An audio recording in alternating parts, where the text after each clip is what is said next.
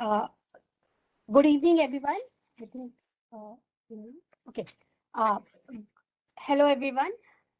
Good evening. Good evening, Director, sir. Good evening, our eminent speakers. Good evening, attendees. A warm welcome to Atal Bihari Vajpayee Center for Leadership, Policy and Governance under the aegis of IIM Ranchi. So, we welcome you all for the webinar based on the theme Sustainable Ways of Doing Business Stories from Jharkhand.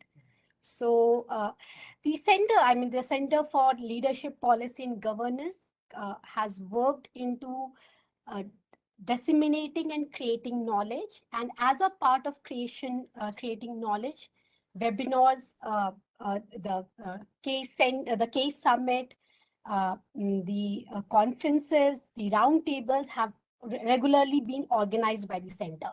And we completely thrive into developing these webinars, these summit for developing and creating the knowledge here. With this, I would like to introduce my colleague, Professor Anshuman Hazarika, a faculty in Business Ethics, Law and Communication. I'm Dr. Sakshi, faculty in Economics here, and we both would welcome all of you here for the webinar.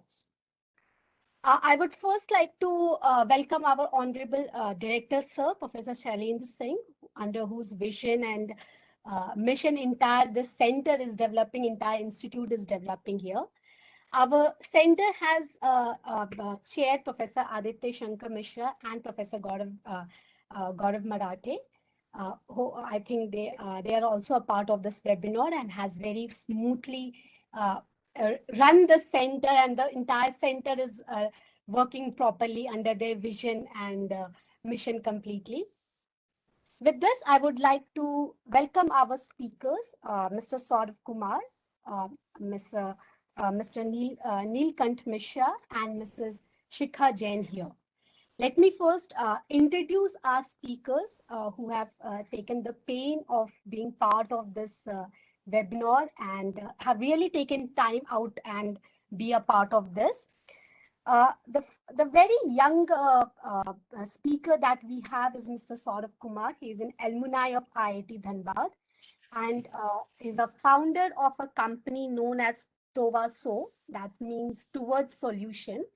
And the entire company work into managing the the waste management supply chain. So let me tell you here that it is estimated that India by year 2030 will be globally supplying lot of waste which will be difficult to degrade. And here is where Mr. Saurav's company play a role. They actually make the waste which are disposed of chemical free before disintegrating into the land fertile soils, and they work with the municipal corporations of India, and the entire objective is to work for the Swachh Bharat Abhiyan. So this company has also been ranked in Swachh Sarvekshana 2019 and 2020 with 15th and 13th position.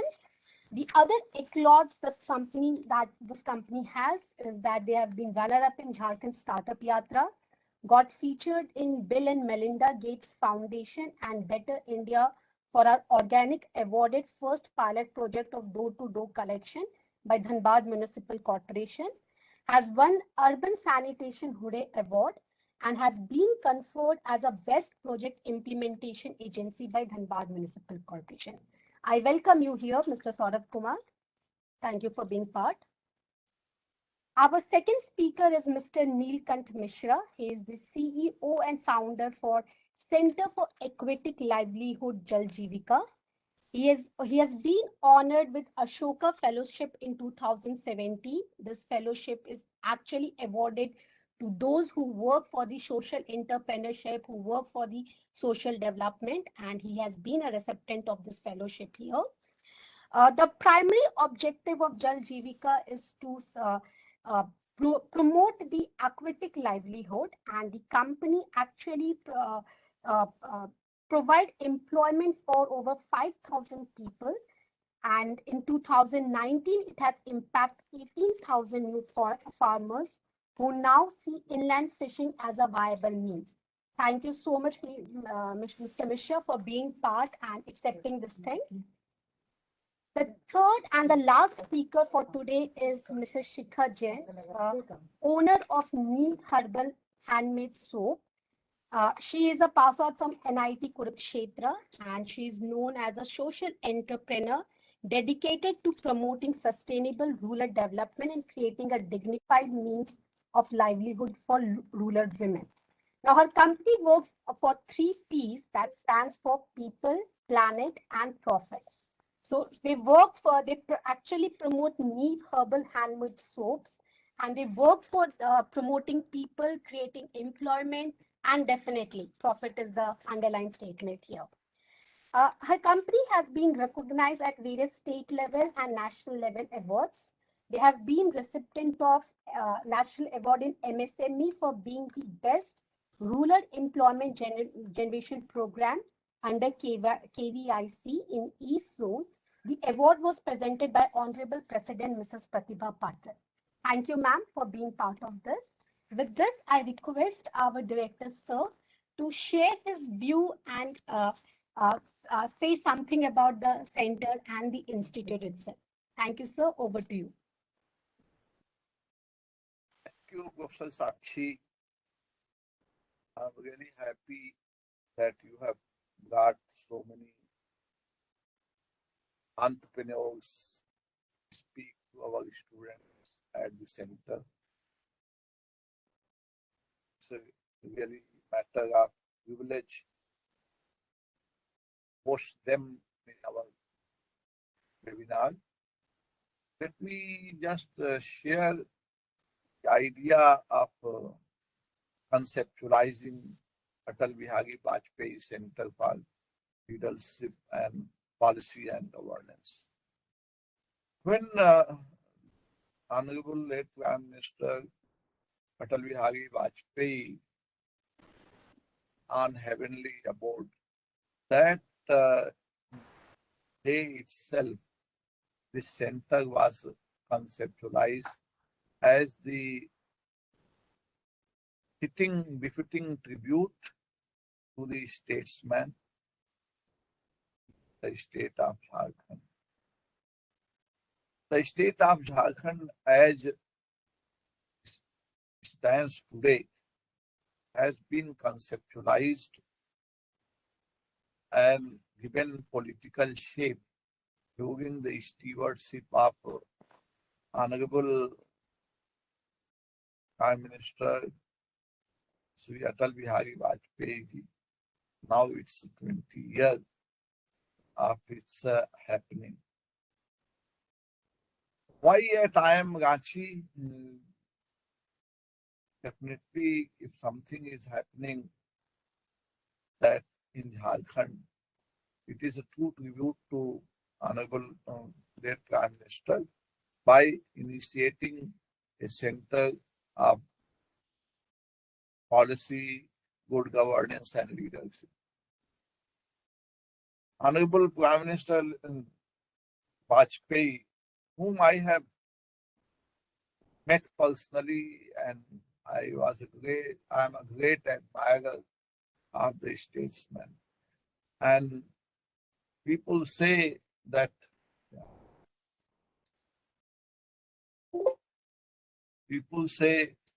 he was the personality who was acceptable beyond the political boundaries of his own political party. And when his name was announced for Bharat Ratna, almost all political parties have supported his candidature. And for the first time in the political history of India, the person has been able to complete 5 years non-Congress government. So had a way of running the government with consensus. It took time, but whatever decision he made, he tried to include each and every political person's voice. So this is what was the basis for initiating the center. We are trying to make the center as a think tank which will provide the policy and governance data and guidance at the national and state level. I am Ranchi existing in state of Jharkhand. We want to be very relevant to the state of Jharkhand. I am happy to share this news that Government of India has chosen I am Ranchi to work with the state of Jharkhand through Mahatma Gandhi National Fellowship Program.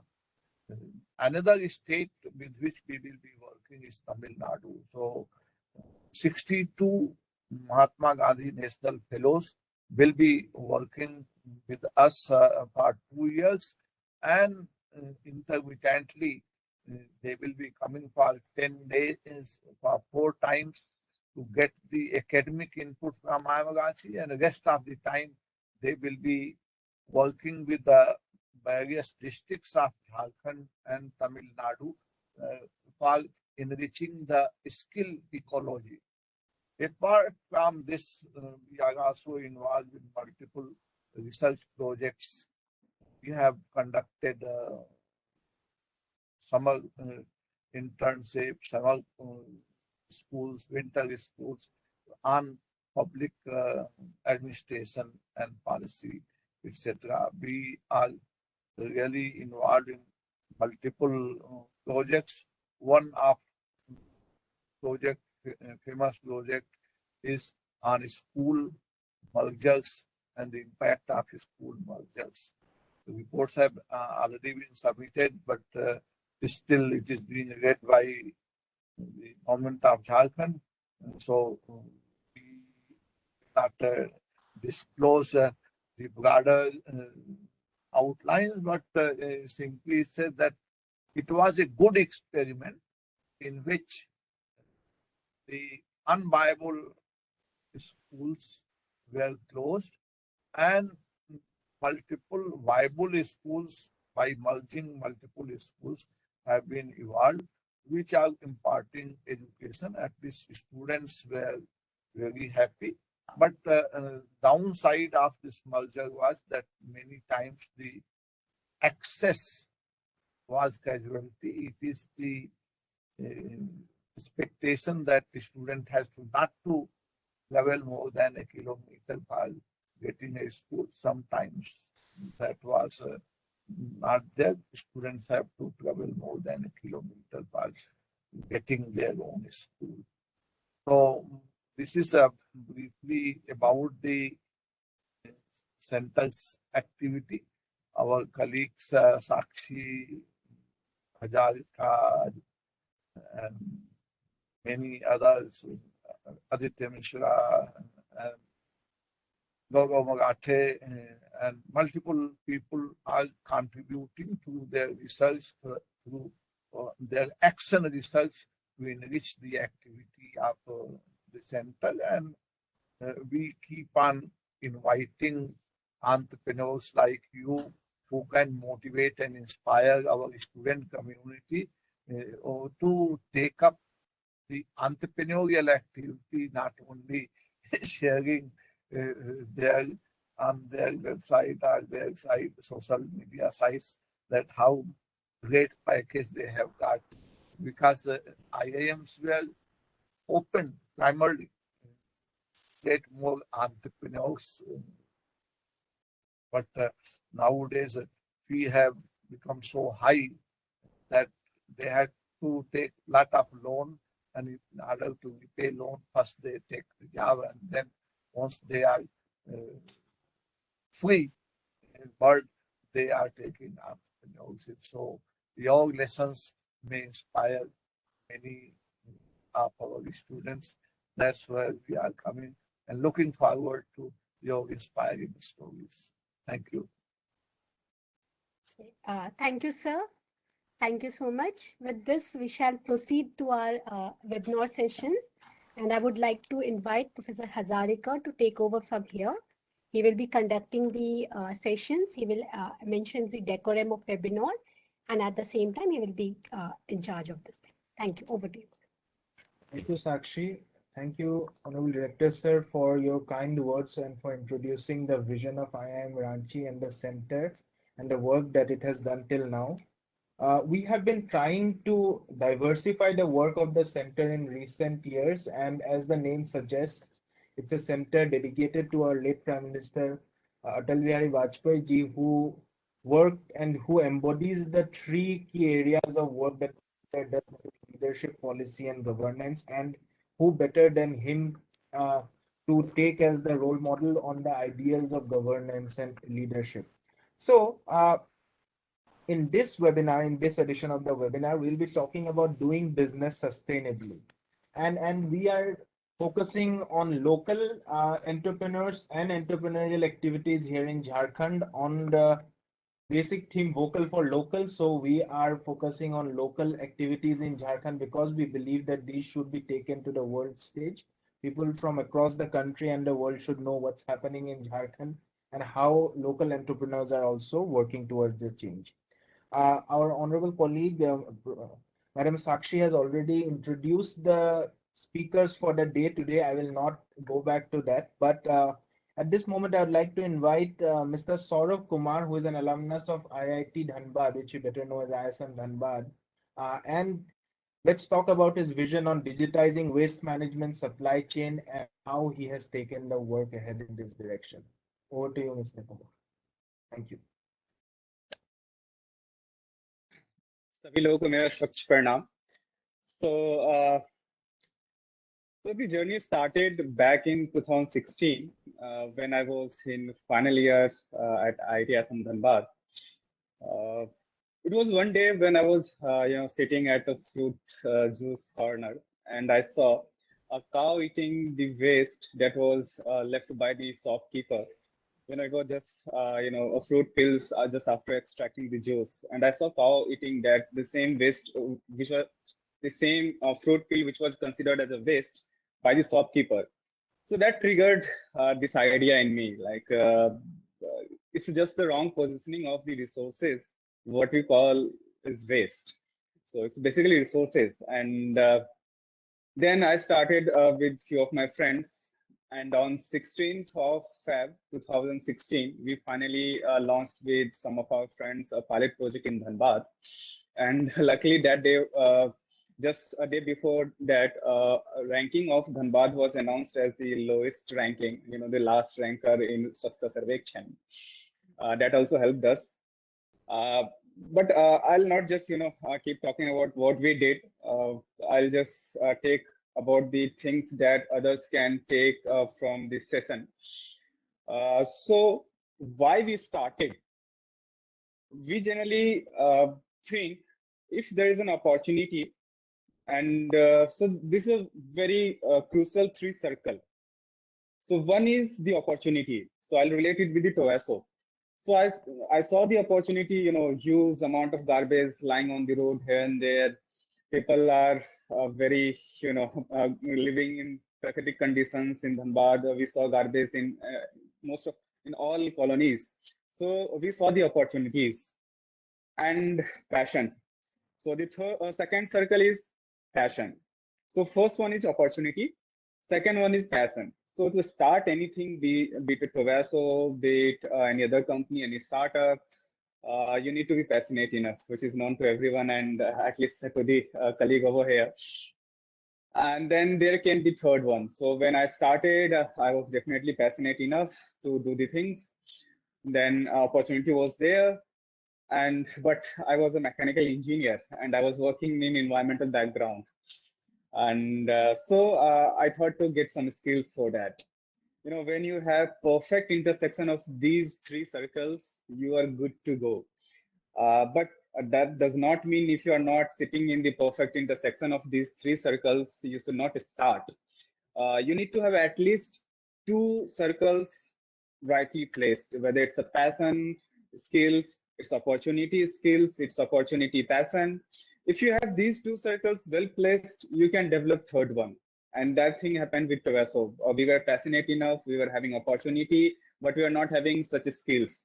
So we thought of, getting some skills, and I joined again a master's in environmental science and engineering. So that helped us, paving the path till now. It's a journey of more than 5 years, and we have successfully, we are in the market, and we are bringing some impact, social impact, and we are changing the waste management scenario. So because we are sitting at the perfect intersection of these three circles. So if you want to start anything, please keep these three circles in your mind: passion, skills, and opportunity. Even if you are having two of these, third can be developed. Now, the challenges that a startup generally face, or before starting, what we think is, okay, these are the things that we are not having, so maybe we cannot start. So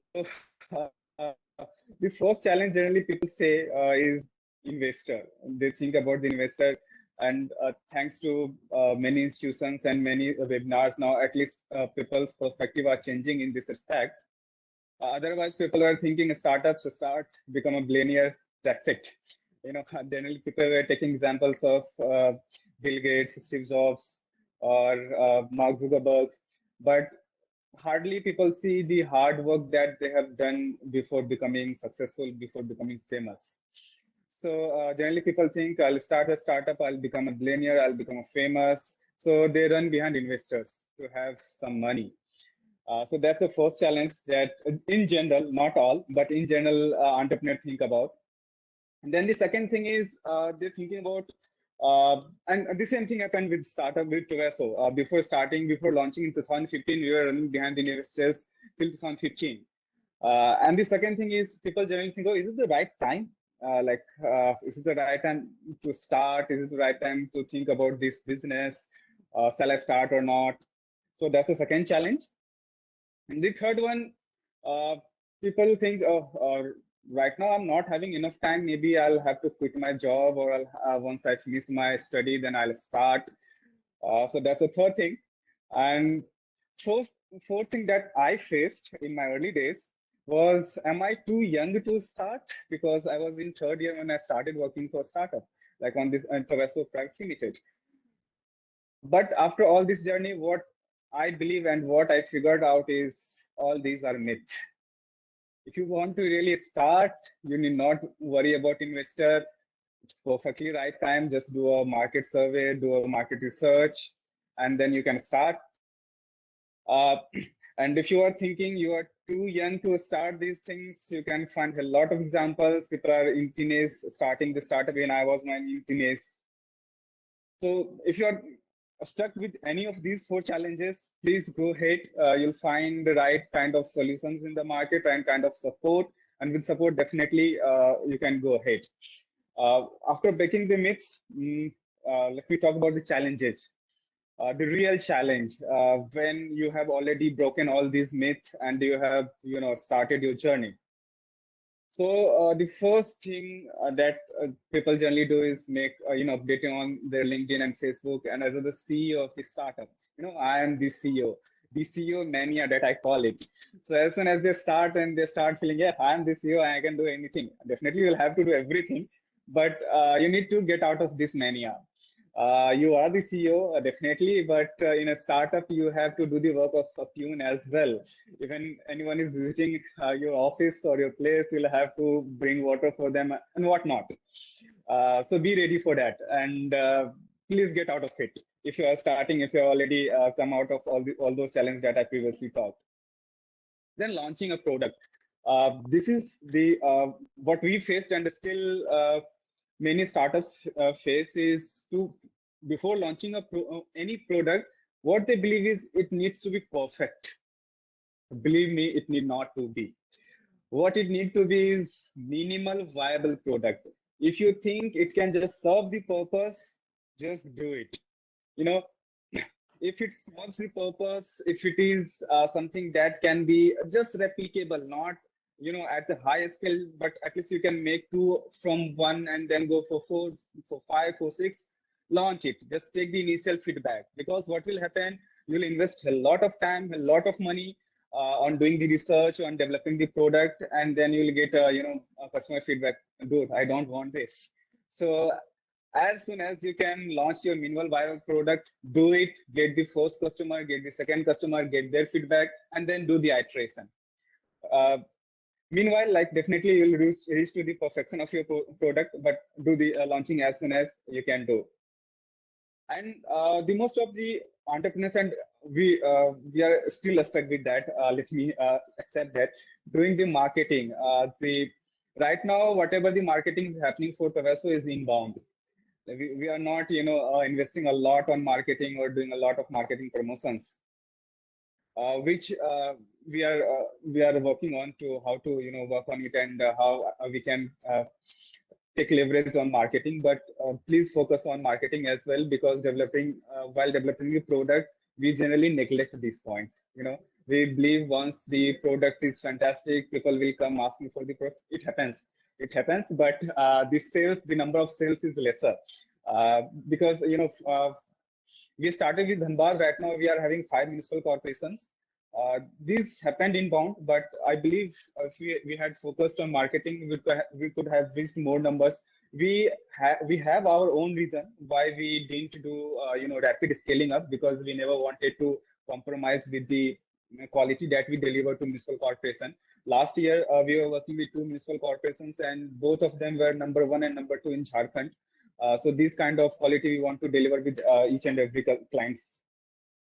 Then apart from this, while developing the products, try to pitch to as many people as you can. Generally, what entrepreneurs think is idea is everything. Yes, idea matters, but idea is not the everything of a startup.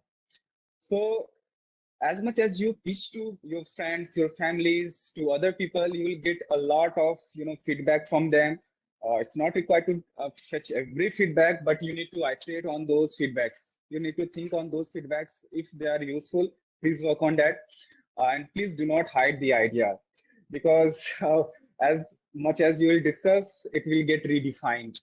And generally happens with the startup, you start with something else, and then you start making something else, and finally when you get famous, or if you get whatever the things that you require, the customers, then you end up with some different product. We call starting with a developing B and then selling C. It happens when you discuss with your customer, with your friends and families, but do not hide ideas, because you will get a lot of ideas. What matters is execution. What matters is selling it to customers and fulfilling their need. So please discuss with as many as people you can. And the challenges that I personally faced when in initial days of a startup, we neglected the legalities. We just registered Tovaso and then forgot, and we just focused on doing the business, satisfying our customers. But do not forget legalities. At least hire someone. Sorry. Hire some freelancers, kind of CA, who will just they are available at 15K, 20K per year. But if you are not doing that, you will definitely attract a lot of penalties. So please do not just neglect legalities. And what we leveraged in our initial days was the government facilities that is available through MSMEs. And as soon as we got registered as a company, so we got this DIPP certification. So we generally neglect government stuff, but trust me, these things work. But you should not completely rely on this. What's my perspective is, consider this as a bonus. But if you are earning a good salary, you need not to just neglect your bonus. You need to consider your bonuses as well. And these government schemes are bonuses. You can definitely look for that. So take helps of MSME and the Startup India programs. These things help. So, and after this, if I talk about what helped Tovaso in its initial days was we never hesitated in asking for help. Generally, we think what they will think. I'm the CEO. How can I reach out to my friends and families? They'll say, "Acha, isliye startup kiya tha. Now you are coming to us for help." So please do not hesitate to ask for any help, because what will happen? Either they'll say no, or yes. If yes, then it's good for you. No, then ऐसे भी कोई help मिल नहीं रहा था. So reach out to as many as people you can. Ask for, not required only for money, but ask for their feedback. Ask if they can help you with any customer. Ask if they can mentor you. Because in a startup, generally we live on, I'll not say seventh cloud, but yeah, ninth cloud. So we think, yeah, I'm the best. Yes, you are the best because you have started a startup.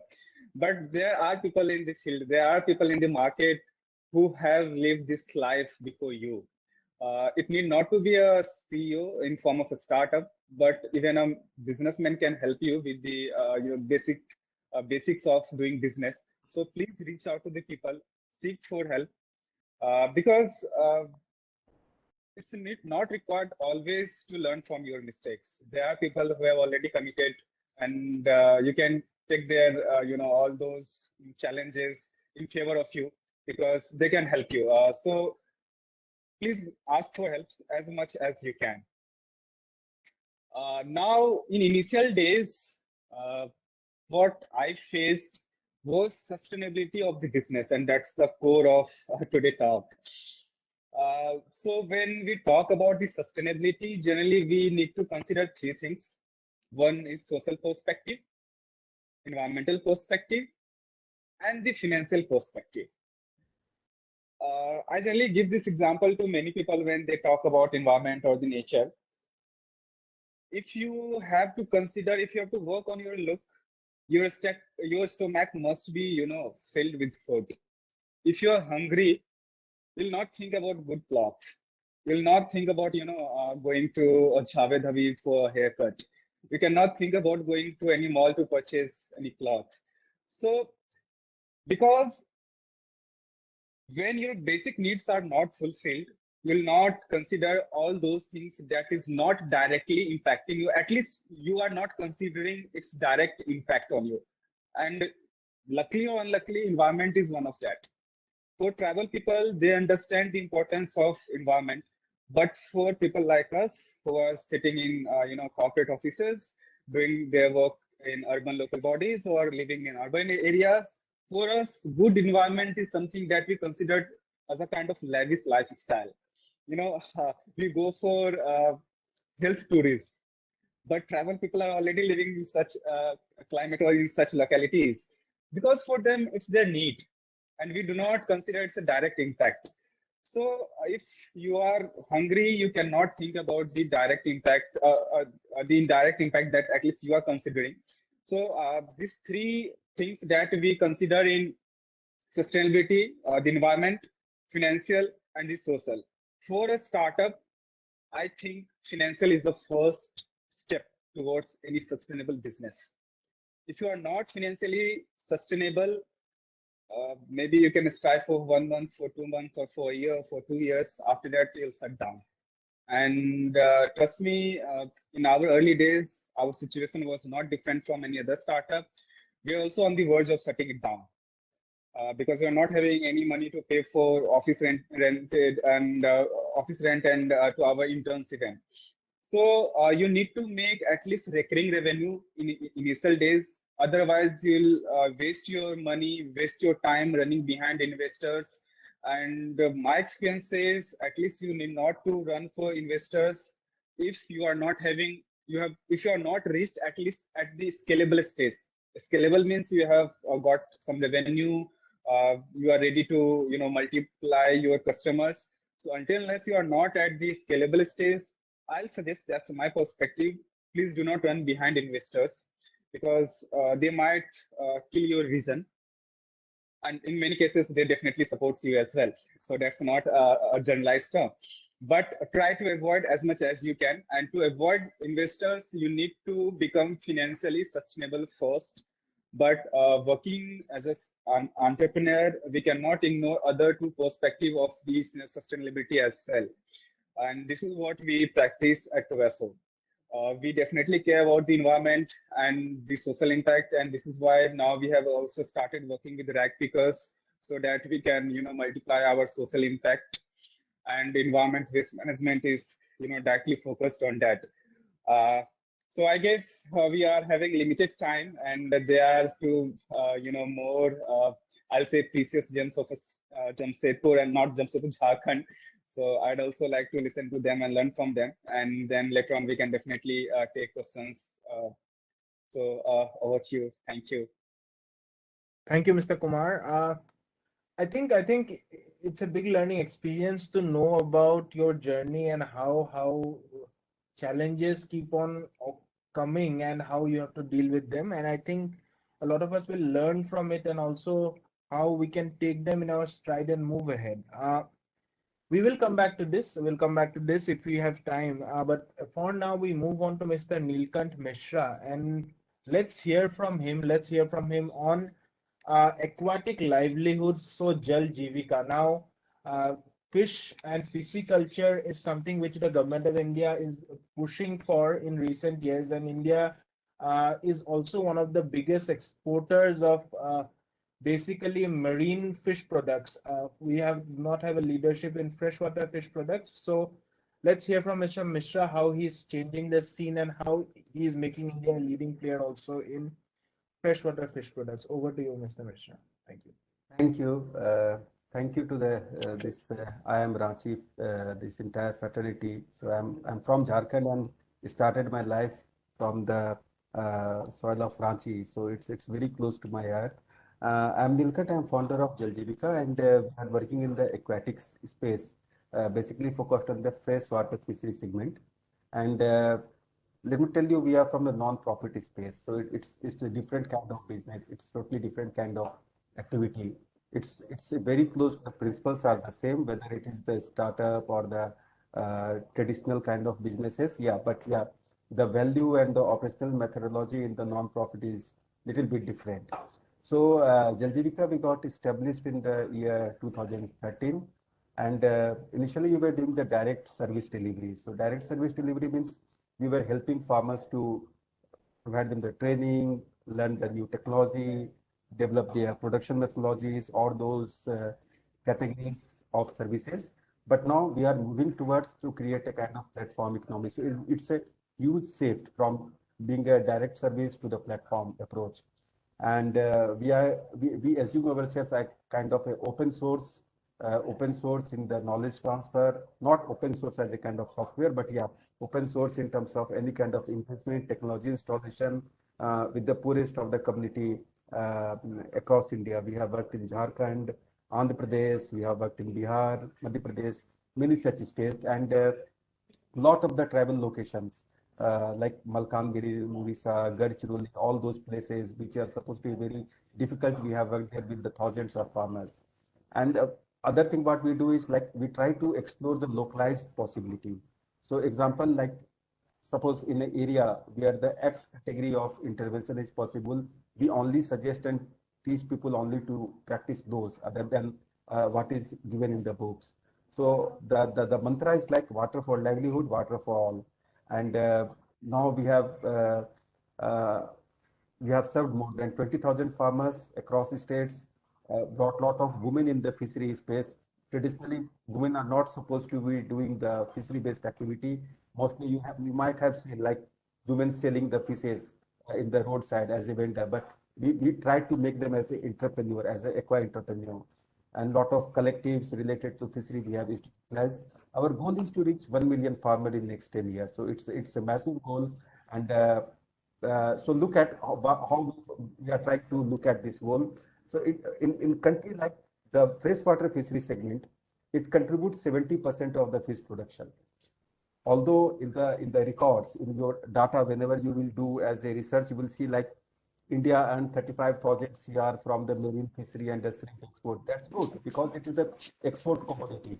But looking at the other production, more than 70% is contribution from the freshwater segment. And these are all domestically consumed. So look at the market segment like because all people are from the like business fraternity, you are going to give people or the company lot of value added services, advisory. So think of these things. What appeal more, export or the domestic supply or domestic consumption? It's a kind of double-sworded thing. What brings more and more employment.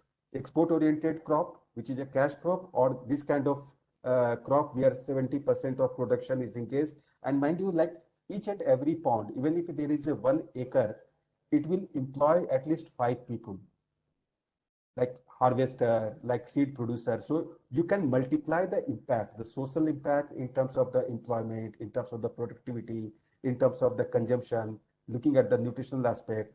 And uh, take this uh, in terms of the like lot of rain-fed area like Jharkhand, people say we don't have ponds or we don't have the perennial water body, so fish kahan kare? So take this graph like this. This is the geolocation of one of the another distress zone in India. It's Marathwada region of Aurangabad, where only in the 3-4 villages we mapped more than 300 water bodies. Of course, seasonality will be different. So different practices can be adopted rather than teaching everyone to do the same thing. If you adopt the different practices, uh, each and every square feet of water body can be used for one production system. So take in the example like in the Bihar flood zone and UP flood zone area, farmers do the makhana, which is a cash crop. Now we are only talking about the fishes. Forget about the volume of the makhana in the superstore of Pune and Delhi. It's like 1,000 rupees a kg, where in the Bihar the farmers sell it at 400 rupees a kg. Now look at how the entire supply chain mechanism is. We can, as a management graduate, we can make it more farmer friendly so that their earning could be more. Look at the another cash crop, fruit crop, which now in next 1 month it will start coming to the market. Singhara, Panifal. Again, it's a water crop. And during the festival season of Dasara, Diwali, you will find like Singhara selling, but farmers and the women selling roadside like 30 rupees a kg. But the moment we go to making it a dried product, dried Singhara, atta, or something which is a fast food in during the fast, during the puja and festival, people of Rajasthan, Gujarat, they consume the Singhara atta, and it worth like 200 rupees a kg. So you look at that there is a huge crop variety which can be grown in water. Fish is only one option. If it is a marshy land, go for the lotus. So Jan ma'am is here, Shikha Jan ma'am is here. The lotus powder, it can be used as a one of the cosmetic industry, and it's so highly valued, this cosmetic industry. So there are the huge number of products which can be grown in the water. And now look at from the geographical point of view, in the entire world, 70% part is the water, only 30% is the land. The moment we are looking at the land only as a food producer zone, there is a pressure in the agriculture sector or the food security, insecurity part.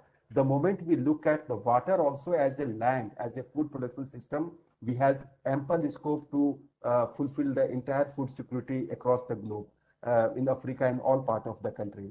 So that's what we are trying to bring. And we started with interacting with the farmer, building their institution, and now slowly we are working towards making it a digital platform to facilitate the ecosystem in this sector. So these are the challenges. If we look at, so India has 7 million hectare of water body, and hardly less than 40% is used for the production system. The reason is advisory is not available, timely advisory is not available to farmer. There is an absence of ecosystem that can provide handholding support. Input related access it's very limited. Then the market linkages, it's still the market, like it's very hidden. Those people who do export, they are of the different category. Those people who sell at the roadside are the different category. So how to bring this market linkages through this supply chain mechanism, through this logistic support, that's the pain point. And the unreliable data. You can't believe, you can't trust what's happening in the fishery sector, what's happening in the water sector. So there are, if you look at every vertical is a business opportunity for a management graduate. Every vertical can provide a lot of employment, lot of value addition, economic generation from point of view of management as a point of enterprise. And we have counted here only the fish related value production. If we bring all those 4 million hectare of water body, unused water body into the fish production, it can create a kind of 50 million potential job in the country. It can create like more than 10 billion USD dollar for the country. So there is a spectrum of problem faced by the farmers, but there is a spectrum of opportunity which entrepreneur can have. And this is what we do in our program area. Like we have a model of Equi School where farmers, entrepreneurs, the institutions, organizations, they are provided with the knowledge, technology, hand-holding support, and where once they are graduated from this process, they get the input supply from established private sector and credit, insurance, all those kind of linkages facility to provide them the credit requirements. And then for the output supply, kind of localized supply chain. The more we focus on the domestic marketing, the better a market grows, the better a supply chain mechanism becomes more robust, more localized. So that's our learning. And so we call it Equi School, but from the point of view of the management perspective, it can be also called as an incubation center for the local youth. And this is how we want to go to reach the 1 million fish farmers with the 1,000 Equi School across country over the period of next 10 years, with the using the physical interaction which can be provided to the farmers, as well as the digital interaction where we can link the other ecosystem player like bank, credit agency, insurance, exporters, technology, government department, and institution like IIM that can help. And this is how we want to travel in the next 10 years, like as building a kind of supply chain system, a kind of efficient supply chain system which can be certified, where the traceability may provide the right benefit to the farmers. So in this sector, if you look at, there are different kind of stakeholder, people like bank, the farmer, the seed supplier, the logistic people, the retailers. How to bring all together is basically a platform economy. Whatever we are talking is like increasing the farmers' income through fish farming. They are only one stakeholder because of the increased productivity, even the income for the local retailer or the local transporter will also increase. If we add all those part of the improved economy across value chain, you can see like how is such a small sector which was ignored earlier can create a lot of value for the national, international development at the community. So this is what I wanted to share with all the members here. And just a few words from my like 10 year of experience in this fishery sector as a social entrepreneurs. What I believe is like it's very easy to dream to be an entrepreneur or start a business and feel yourself part of the startup club. Yeah, it's excellent thing, but there is a huge scope even to contribute in the non-profit space. So a lot of ex-IIM alumni like Vijay Mahajan, Ved Arya, they are all from the IIM Ahmedabad and they have created massive social institution in the country. So also take up them as a role model when we start thinking of creating enterprise. Saurav has given a lot of advice, but the only one line I would like to say in this point is like, why want to create a business unit or a non-profit unit? It should not be driven by the money, but it should be driven by the solving a problem statement. So find out your problem statement and then try to find out the solution, whether the non-profit entity is the right way of doing or the for-profit entity. But the more you go to find out which kind of problem most interests you, the better it will be help you to create your entrepreneurial journey. Thank you. Thank you, Mr. Mishra. I was thinking of sustainability and about freshwater fisheries and how this takes the entire picture and this changes the entire game.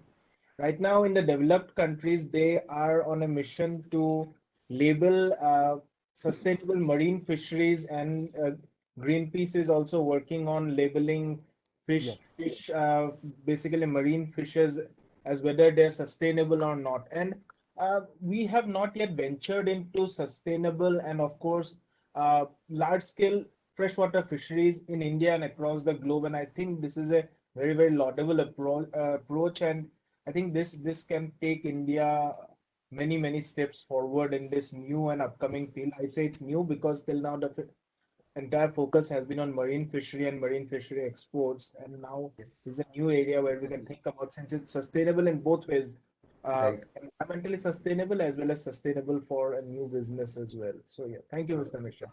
Thank you. So this brings us now to Madam Shikha Jain, who is a creator of a daily use product that we use every day, that is herbal handmade soaps rather.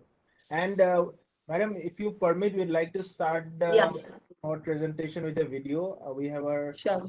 Mr. Bala who will kindly play the video for us.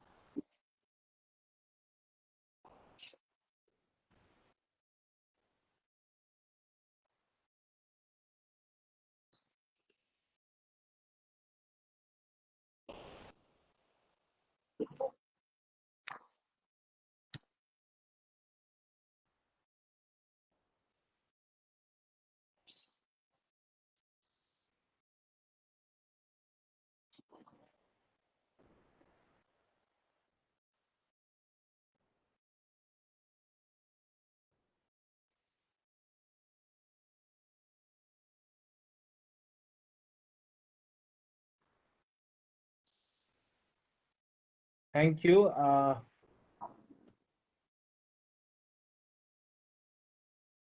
Right, and we are back. So, madam, I think picture tells 1,000 words. Maybe the video tells a Yeah. million words. And we are back to you. Would like to hear from you. Journey from NIT Kurukshetra to Neve Herbal Handmade Shops and how you have taken it till here. All right. Yeah. Thank you for watching the video. And yeah, and it was quite nice to hear Mr. Aditya Mishra and Mr. Saurabh Kumar and also Mr. Shailendra. It was quite inspiring. So yeah, so we, as the video told everything in a gist, that we are a rural women's organization based in village Holdong of Jharkhand. And so we started like, yeah, as I'm basically more inspired by religion and spirituality. And this was a way to earn livelihood for myself. And also since childhood, I'm very passionate about, helping women and bringing equality for women. So that is what really inspired us. And we had a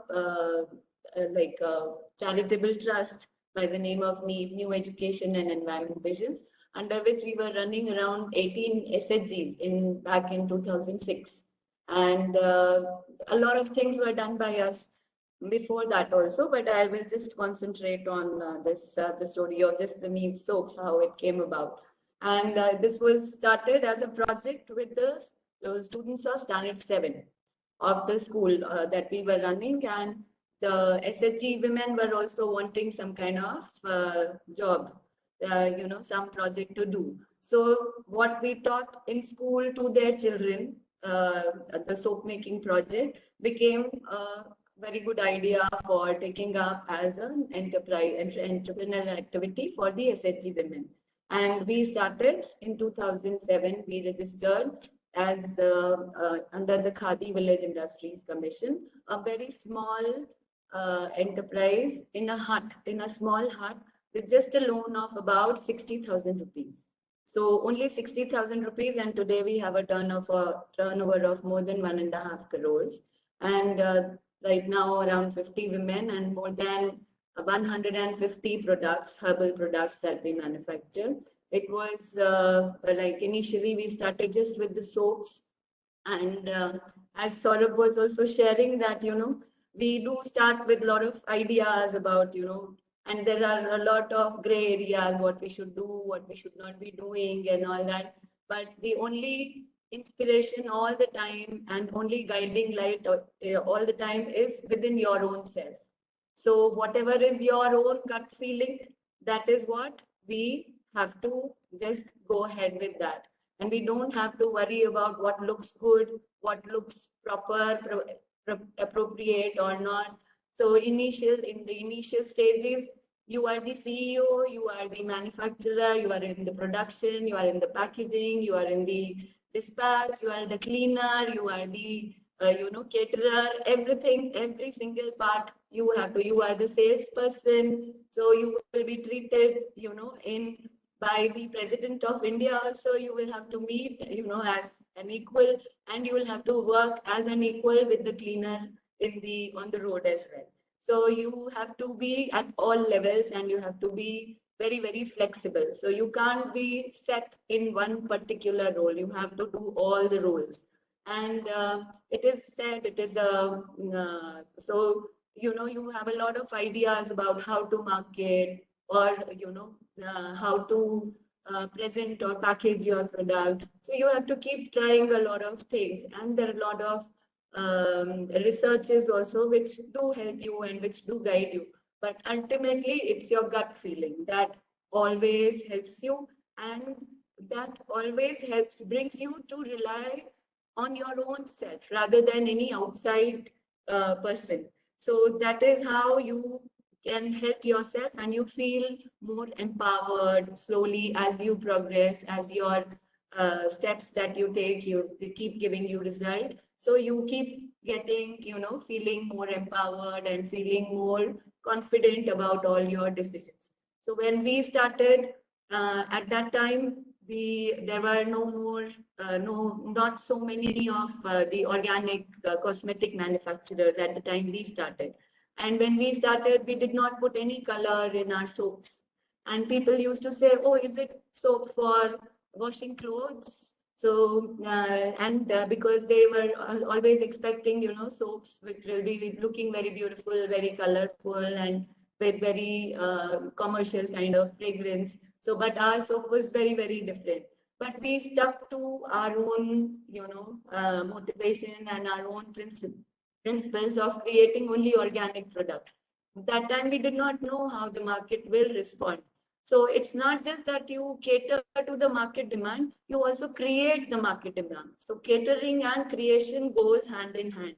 So we did listen to people what they were needing actually, and we kept clearing off their notions. So whatever their old notions were, and we kept giving them education about, how the chemical colors are harmful to them and how the chemical commercial fragrances are harmful to them.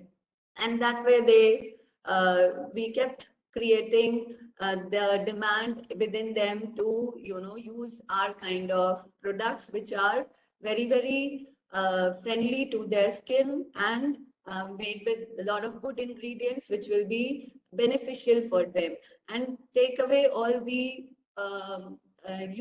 not so much required aesthetic qualities, which only lead to actual loss of the good health of their skin and of, in the cosmetic. So that is how we have been going on.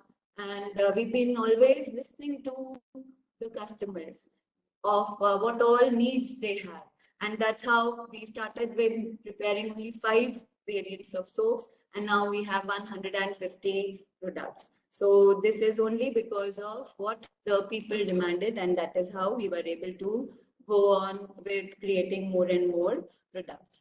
And so as Saurabh and Mr. Mishra both were speaking, we also do not rely totally on money for the resource, as a resource for our organization. As a social organization, we have always relied on social resources. So we've taken help from a lot of friends in creating our, pictures and online marketing portals and all that.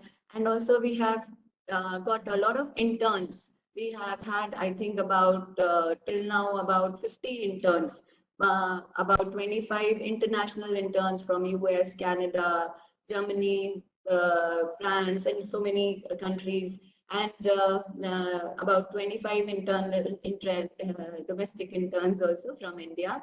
And they are the ones who did all the skilled work for us. So apart from me and my daughter, there are more skilled people in our organization. All the people employed are only rural women, and 2-3 men only, and we're mostly women. And they are also studying while working. So they do their college, many of them, they do their college as well, and even higher education. And so we keep teaching them computers, we keep teaching them so that they are able to do the routine work. But all the skilled work, the documentation work is done by the interns. So all the online media presence is done by the interns. So that's how I was also proposing that we can, connect with IIM Ranchi and institutions like yours to get interns to, work with us. So they get real time, experience of seeing the impact of their work on real-time basis in the organization. Yes, and another very big area that we have to be really careful when we start a business like ours, which is cosmetics, which we did not know before because we were just going ahead like a social business. But we understood that, there are a lot of legalities which are associated especially with the cosmetic products. So when we started exporting and when we started supplying to many retail outlets, so we got to know that we received the national award from the President of India, and it came out in newspapers. And immediately we were called by the drug inspector that you are manufacturing cosmetics without, a license, so we can put you in jail. So that was a very shocking thing for us because we were not knowing, we were just going about it like a social enterprise only. So, but then we understood that no, this is a business which requires certain legal compliances. So then we, had to take a loan, create a factory, employ some people to, ensure whatever the legal requirements are met. So we took up we were the first cosmetic company to get the drugs and cosmetics license in Jharkhand. And now we have the license for all our products, which are like around 150 products. And yeah, so in my opinion, when you start any business, it is for the benefit of all the students who are listening to us. So as an entrepreneur, I would like to say that you should do something which satisfies you internally.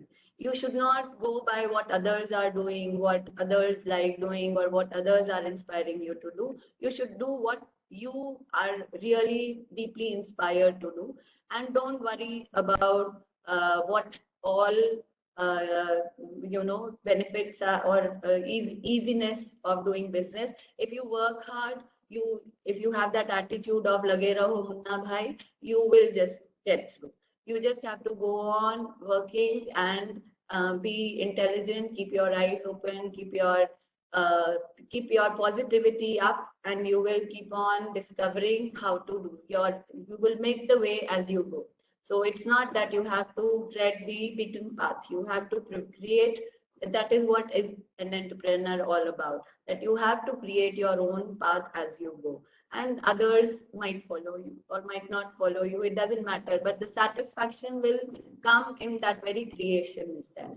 So, and that is much more satisfying than having a 6-digit, 7-digit salary, in your bank account or a big bank account. This is much more satisfying. That's all I have to do. I have to say today. Right. Thank you, madam. That's really inspiring. And in fact, all the 3 speakers today have inspired us with very different ideas. We started off with waste management, which is now on focus due to the Swachh Bharat mission.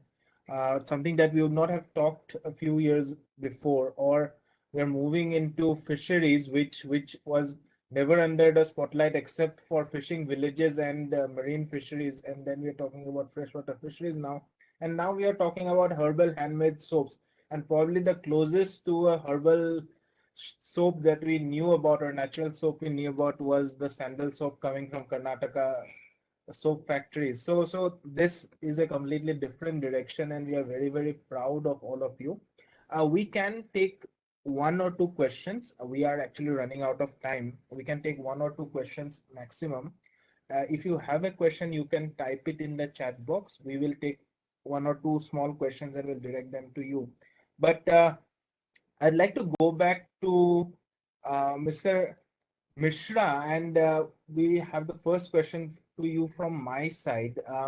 So, sir, talking about fisheries in India, we have a tradition of lot of village fisheries in northeastern India. So, it is one of the biggest consumer of fish products, but it's not a commercial producer, and it's dependent on village fisheries. So, have you also tried on working, or do you have any plans of working on village fisheries or small scale fisheries run? Already we have started work in Bihar. We have started work with the government of Bihar and World Bank supported program, where we are using all those wetland flood impacted area where the farmers just go and they capture fishes rather than doing it culture fishes. So we started working on it, and there are a lot of innovation is possible to enhance the productivity and the variety changes, which can be commercially viable to the consumers. But let me tell you one thing. It's very interesting thing. What we call, not what we call, basically what is called in the books of fishery or in the scientific language, weed fishes or small indigenous fishes. It's more nutritive, it's more commercial. So like small fishes, if you go to the Assam part, the Beel part, or in the part of the Eastern UP, all those small indigenous fishes, consumer first try to buy those. So within 2 hours, it is all gone. Then comes the all the commercial fishes which is coming like tilapia, pangas. So their turn to get to the consumer's pocket or the bag goes next to the local fishes. People are preferring it the local fishes. That's one. And the price was also, if you go, it's always 3-4 times more than the traditional commercial fishes. So the moment we say commercial fishes, the idea we all buy only from the government department's vocabulary. It's like number of means the productivity. Like in 1 acre, if tilapia can be like 5 tons, department will go after it. But in 1 acre, the marl could be only 1 ton. But if you look at the price wise, value wise, marl is more productive than economical than the tilapia for the fish farmer. So we have to see it from the different lenses. And that's how we are trying to build the local value chain as a cluster planning. So we have to adopt the cluster planning approach rather than the traditional approach where one district, one crop, or one approach is not sufficient. True. Okay, I'll just start. Yeah. So in continuation with the similar questions, we have been hearing about pollution into the sea level and how that affect the marine life. So Right. is the similar pollution concerned with the pond and the Yes, fresh water? absolutely. So I will just quote like one scientific fact. The water is the living space, ecology for the fishes or the plant, everything. And they are all depending on the oxygen, like we all. So the more there is oxygen in the water, the better the survival rate. The more there is ammonia, like we are having the trouble with this now, all the gaseous in the pollution and the carbon dioxide. Similarly, gaseous elements are there in the water also, but in the form of ammonia, nitrogen. So that's more dangerous. The more it increases, the survival rate goes down. And if we make the like plant and water combination, like water hyacinth, you will see like it's miles of water hyacinth in the Assam, Beel area. We call it weed. In the terms of agriculture, this is weed. But these are very much important as a life savior for the fishes, because all those water hyacinth as a weed, what we call, they are absorbing the nitrogen and ammonia. And so how to create this ecological balance, that kind of science we have not studied in our traditional agriculture and fishery textbook. And it was all part of the traditional knowledge. The more we sit with the local old man, fishermen, the better we can learn how to balance the ecology. Right. I have something to ask Madam Jain also here. Something very interesting which was also talked about in the video and in the note that we have here is that you produce all raw materials in the village for Yeah. the cosmetics. So how do you maintain such a diversified production, agricultural production mechanism, basically, that you can produce all the different raw materials in the same village? So is it So something? basically, we actually use the traditional knowledge to create our products. So all our soaps are based on mahua oil. So, Okay. and we have a lot of products based on mahua oil. Mahua, as you know, is the indigenous tree of Jharkhand. And the locals on their own, they have been using mahua oil on everyday basis, whether children, adults, everybody uses mahua oil to keep their skin healthy. So we learned from them. Then there's another thing called cheetah mitti. So they use that to wash their hair. So whatever the locals were already using, so those oils, the same mahua oil, we have created a pain relief oil, we have created a hand cream and a foot cream to take care of the foot cracks. We've created body lotion, we've created soaps out of that. So similarly, we have use that cheetah mitti to create natural hair dry shampoo, or even in our shampoo bar we have infused that.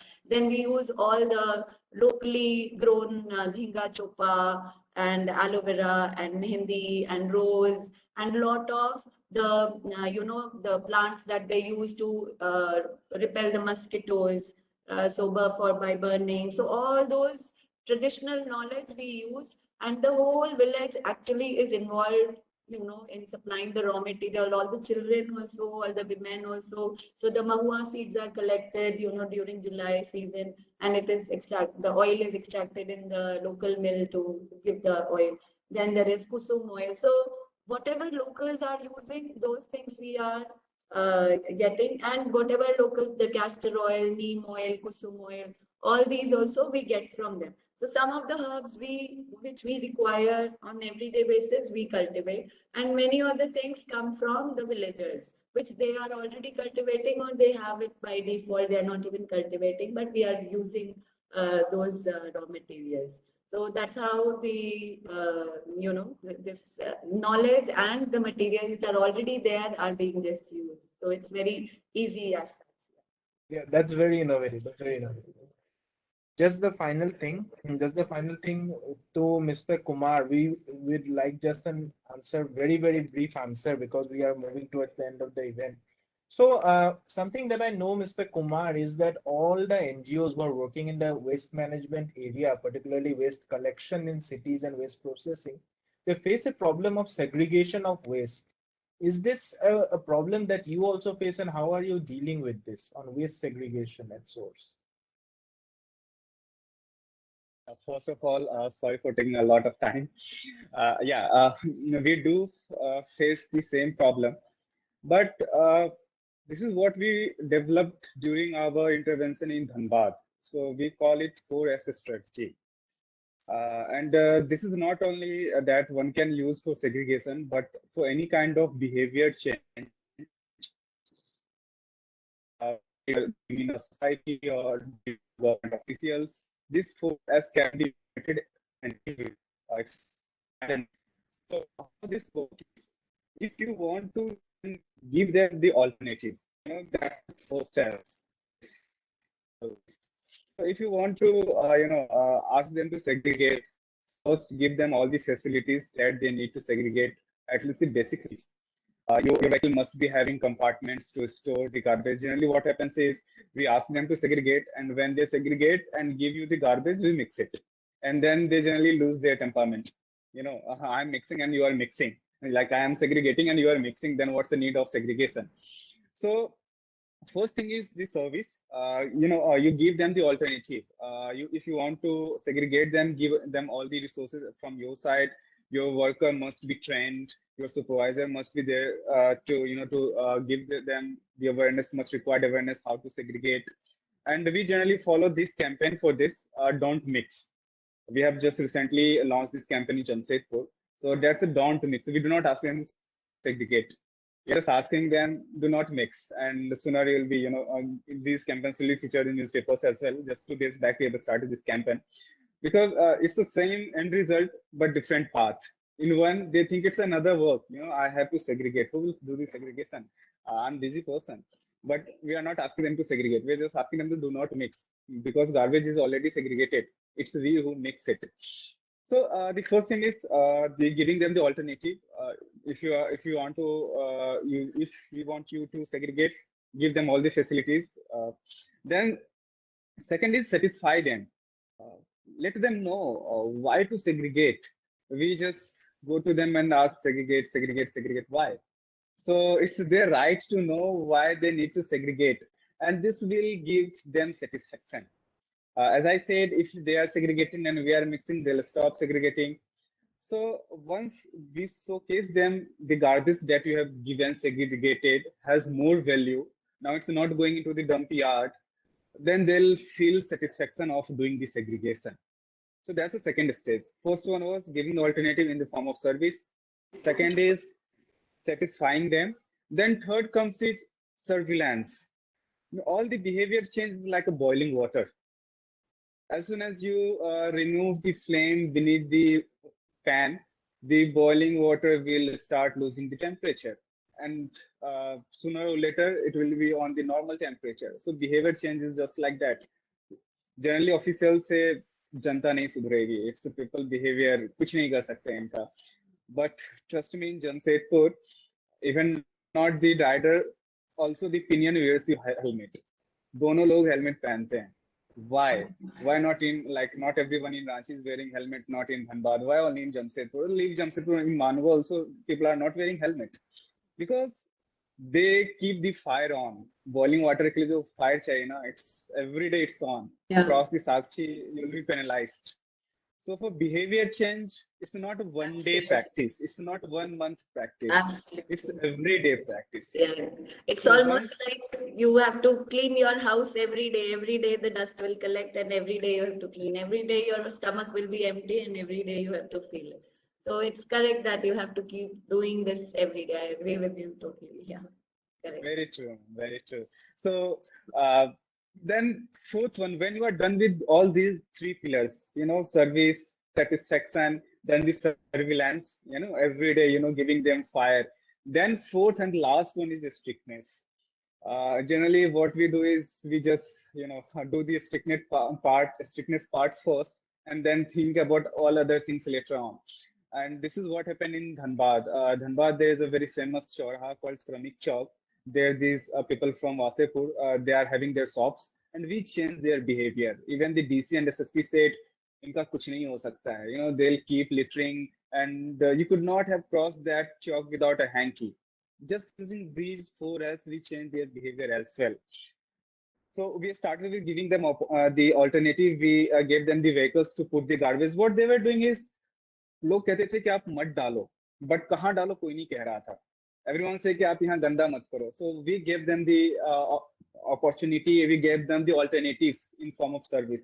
Then we satisfied them. Baris ho, dhoop ho, it doesn't matter. Everyday vehicle will go to their shop. They were satisfied. We surveillance that no one is throwing the garbage at that point. And then the fourth one was last.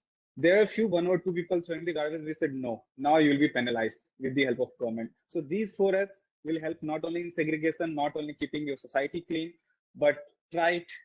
You can, just help in changing behavior everywhere. Correct. Right. So loads to learn today, but we are running out of time, unfortunately. But these have been very inspiring few minutes for all of us. Rather, the last 60 odd minutes. We have learned a lot. we are inspired by your actions, and we now move on to the final segment, which is the vote of thanks. And I'd like to begin by thanking our Honorable Director, who encourages us every day to work in new ways and to bring new speakers, new events to the center, and keep on working in the direction of making this a place for new learnings. And we thank him for his continued support in all the events that we do. We'd like to thank our speakers for the day, Mr. Kumar, Madam Jain, and Mr. Mishra, for attending the event, for making it possible to have you all here today and speaking about